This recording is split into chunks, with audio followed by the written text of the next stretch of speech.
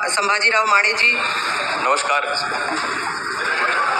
सभापति महोदया, मैं एक महत्वपूर्ण विषय पे आपका ध्यान आकर्षित करना चाहूंगा। देश भर में जो शिक्षक है, जो टीचर्स है, उनका एक प्रश्न आज बहुत ही गंभीरता से देखने की जरूरत है। 25 लाख टीचर्स का भविष्य इस पे निर्भर है।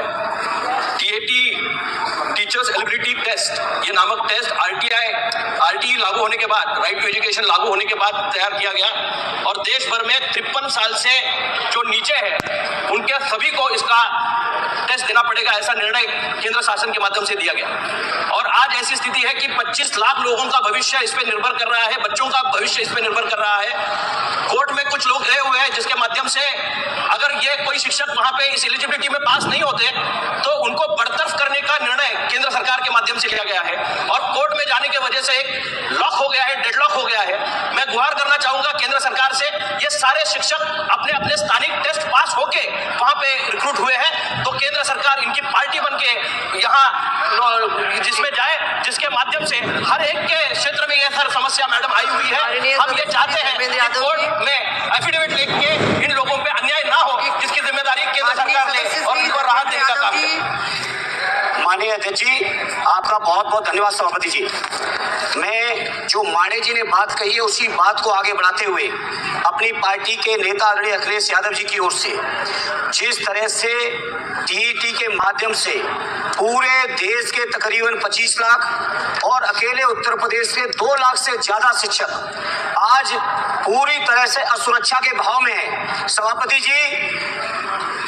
जी, अनिवार्य शिक्षा अधिनियम 2009 के आने के बाद ये तय हुआ कि TET की परीक्षा के बाद ही कोई शिक्षण कार्य कर पाएगा, लेकिन उससे पहले के लिए प्रावधान रहा कि जो पहले के जो शिक्षक हैं उनको ये परीक्षा पास किए या नहीं किए, या उस समय की जो सेवा शर्तों के अनुरूप जो नियुक्ति मिली है उसी के अनुरूप वो सेवाएं करेंगे।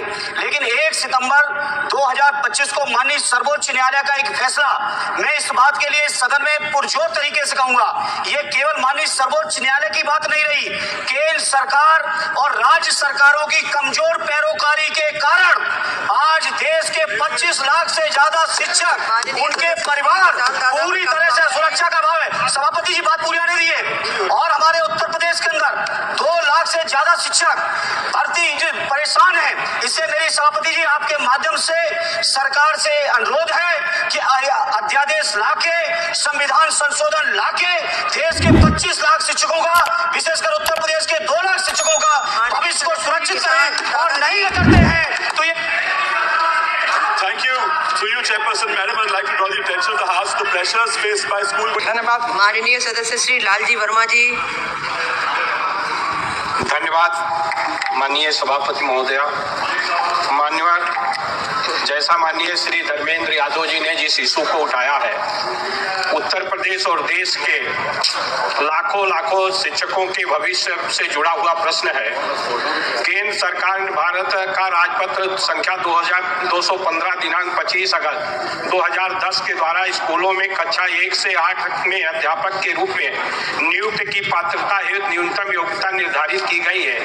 मान्यवर, ये 2010 में योग्यता निर्धारित की गई, इसके आधार पर जो बाद में भर्ती होगी उसके ऊपर वो लागू होगा। लेकिन सुप्रीम कोर्ट के एक निर्णय से जो 20 साल, 25 साल, 30 साल तक नौकरी किए हैं उनको भी पात्रता परीक्षा देना अनिवार्य कर दिया गया है। जबकि मान्यवर नेट ने, UGC ने निर्धारित किया था डिग्री कॉलेजों में नेट क्वालिफिकेशन जो पहले से अध्यापक थे उन पर लागू नहीं था। उसी तरह से हमारी आपके माध्यम से सरकार से मांग है कि जो ये बाध्यता आ रही है इसके लिए सदन में कोई कानून बनाकर जिससे जो पहले से कार्यरत अध्यापक हैं उनको पात्रता परीक्षा न देना पड़े, इसके लिए कानून बनाने का काम करें। ये आपके माध्यम से हमारी मांग है। अंतर्गत लगभग 110 प्राथमिक विद्यालय वर्षों से भूमिहीन है महोदया, जबकि अनेकों ऐसे विद्यालय हैं जो किराए के मकान में, सामुदायिक भवन में और अन्य विद्यालयों में टैग कर करके चलाए जा रहे हैं महोदया। जिस विद्यालय में जमीन उपलब्ध है वहां निर्माण कामकाज रुका हुआ है या शुरू ही नहीं हुआ है महोदया। महोदया, राज्य भर में विद्यालयों की स्थिति और भी चिंताजनक है। 15,000 से अधिक के विद्यालयों में बेंच डेस्क नहीं है, 20,000 विद्यालयों में बिजली नहीं है और केवल 25% विद्यालयों में ही कंप्यूटर की व्यवस्था शुरू है महोदया। ASER 2024-25 की रिपोर्ट बताती है महोदया कि कक्षा 1 के 31% बच्चे आज भी अंक नहीं पहचान पाते हैं और कक्षा 5 के 40% बच्चे साधारण जोड़ घटाव नहीं कर पाते हैं महोदया। हम केंद्र सरकार से अनुरोध करना चाहेंगे कि बिहार में गुणवत्तापूर्ण शिक्षा बहाल करने, भूमिहीन विद्यालयों के लिए विशेष पैकेज देकर निर्माण कराने की महती कृपा केंद्र सरकार करे। बहुत बहुत धन्यवाद। शिक्षा के द्वारा जो प्राइमरी स्कूल उनको बंद कराने की कोशिश की, आपने शिक्षकों की पेंशन बंद कर दी। अब जो शिक्षकों को टेट के द्वारा उनको नौकरी लेने के लिए भी आपने शुरुआत कर दी। मैं आपके माध्यम से कहना चाहता हूं, बेसिक शिक्षा विभाग के शिक्षक 1/9/2025 को माननीय सर्वोच्च न्यायालय द्वारा टेट के संबंध में दिए गए निर्णय के कारण अत्यंत ही निकट परिस्थिति से गुजर रहे हैं, क्योंकि उच्चतम न्यायालय के निर्णय में ये उल्लिखित किया गया है कि टेट उनके लिए भी अनिवार्य है जो टेट लागू होने के केंद्र में 23/7/2010 और उत्तर प्रदेश के 29/7/2011 के पहले से कार्यरत हैं और यदि 2 वर्ष में टेट उत्तीर्ण नहीं करते हैं तो उनको अनिवार्य सेवानिवृत्ति दे दी जाएगी। संभवतः आप संज्ञान में भी हो कि आज से 25-30 वर्ष पहले हुई भर्तियों में योग्यता के जो भी मापदंड निर्धारित किए गए थे, उस समय उन मापदंडों को पूर्ण करते हुए शिक्षक भर्ती हुए थे। जिन शिक्षकों ने अपने निष्ठा, अपने कुशल शिक्षण कौशलों, अनुभव के दम पर तमाम योग एवं स्वयं संस्कारिक नागरिक के निर्माण में अहम योगदान दिया, उन शिक्षकों को आज एक लंबे अरसे के बाद नव निर्धारित पात्रता परीक्षा शिक्षक पात्रता टेट के द्वारा पास करने के लिए अनावश्यक रूप से बात किया जा रहा है। मैं आपके माध्यम से कहना चाहता हूं कि शिक्षक ये गरीब घर से नहीं आते हैं, ये शिक्षक गरीब भी होते हैं, ये किसान के बच्चे भी होते हैं, ये भाजपा के नहीं होते, ये कांग्रेस के नहीं होते, ये सब समाज को लोगों को पढ़ाते हैं। इनकी नौकरी से खतरा पैदा ना किया जाए। ये डबल इंजन की सरकार रोजगार छीनना चाहती है, नौकरी छीनना चाहती है। अब हम चाहते हैं कि आप लोग नौकरी क्या बोल रहे थे आप? धन्यवाद। बहुत महत्वपूर्ण प्रश्न है, पूरे देश के 25 लाख शिक्षकों से जुड़ा प्रश्न है और अकेले उत्तर प्रदेश में 2 लाख शिक्षकों से जुड़ा प्रश्न है। विषय क्या है? मान्यवर, विषय यह है मान्यवर कि जैसे हम IAS की परीक्षा होती, एक बार परीक्षा होती है, बीच में कोई दूसरी परीक्षा नहीं होती। शिक्षकों की नियुक्ति एक बार उनके क्वालिफिकेशन के आधार पर होती है, बीच में दूसरी कोई परीक्षा नहीं होती। अगर नियमावली में चेंज किया गया तो जब से चेंज किया उसके बाद नियुक्त होने वाले अध्यापकों पर वो लागू होता है। प्राथमिक और मिडिल क्लास में पढ़ाने के लिए शिक्षकों की जो 2009 के पहले जिनकी भर्ती हुई, उस समय के क्वालिफिकेशन के आधार पर उनकी भर्ती हुई। 2009 में नया शिक्षा अधिनियम बना, वो जो उसके बाद लागू होना था, सुप्रीम कोर्ट ने एक ऐसा फैसला दे दिया कि जो 2009 के पहले भी शिक्षक नियुक्त थे उनको फिर TET की परीक्षा देना होगा, पास करिए। तो ये निश्चित रूप से अन्याय है। उस पद पर के जज बना है, अगर उससे कहा जाए फिर से आप LLB की परीक्षा पास करिए तो ये निश्चित रूप से अन्याय है। उसी तरह से शिक्षकों के साथ अन्याय है जो 10,000 साल से 20 साल से अध्यापन का काम कर रहे हैं। माननीय मंत्री जी इस पर इसमें संशोधन करके जो पहले से कार्यरत शिक्षक हैं उन पर ये लागू न हो, ऐसा एक संशोधन लाया जाए, सदन में एक संशोधन लाया जाए कि जो पहले से कार्यरत शिक्षक हैं उनको TET की परीक्षा देना न पड़े, इसलिए कि हम मान लिया हम लोकसभा में चुनकर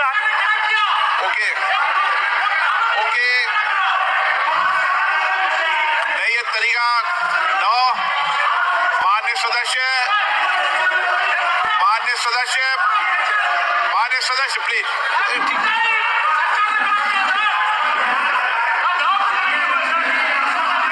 बस ठीक है, नो प्लीज, मान्य से प्लीज, ऐसे नहीं, ठीक है। Item number 23। धन्यवाद अध्यक्ष जी।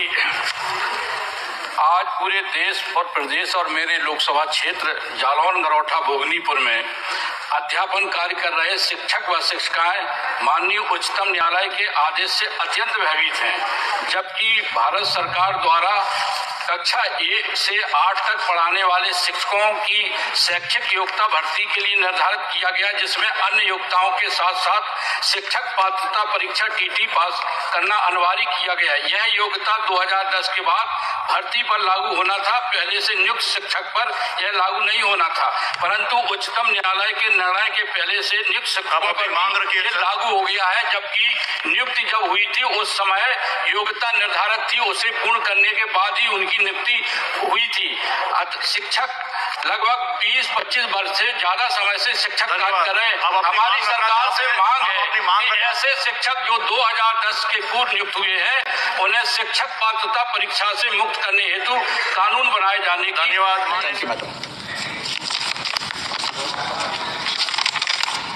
धन्यवाद सभापति जी।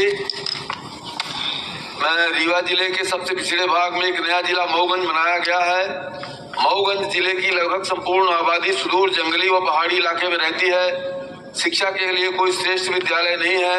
मऊगंज जिले में उत्कृष्ट विद्यालयों की अत्यंत आवश्यकता है। अतः आपके माध्यम से मंत्री जी से निवेदन है कि मऊगंज जिले में एक नवोदय विद्यालय तथा एक केंद्रीय विद्यालय स्थापित किए जाने का कष्ट करें। धन्यवाद। देशमुख जी। धन्यवाद माननीय अध्यक्ष महोदय। आज मैं इस सदन में देश के लाखों शिक्षकों के भविष्य और उनके परिवारों की सुरक्षा और करोड़ों विद्यार्थियों की शिक्षा की गुणवत्ता से जुड़े अत्यंत गंभीर विषय पर बोलने के लिए खड़ा हूँ। हमारे देश में बड़ी संख्या में शिक्षक सरकार द्वारा नियुक्ति के समय लागू नियमों के और पात्रता और प्रशिक्षण के आधार पर पूरी तरह से वैधानिक प्रक्रिया से चयनित हुए थे। उनकी नियुक्ति में कोई त्रुटि नहीं थी, कोई अनियमितता नहीं थी। ये वर्षों से ईमानदारी और निष्ठा से शिक्षण कार्य कर रहे हैं।